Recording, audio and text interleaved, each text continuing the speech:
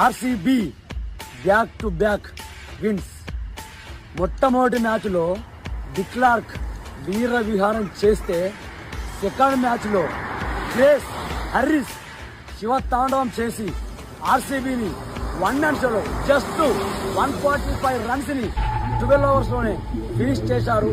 అందులో స్మృతి మందన కూడా 47 రన్స్ కొట్టి గట్టిగా అపోజిట్ టీమ్స్ వార్నింగ్ ఇచ్చిందని చెప్పచ్చు. అండ్ లేడీస్ పర్ఫార్మెన్స్ ఇలా ఉంటే రాబోయే ఐపీఎల్లో మా జెంట్స్ పర్ఫార్మెన్స్ ఎలా ఉంటుందో మీకు ఒకే వదిలేస్తున్నా.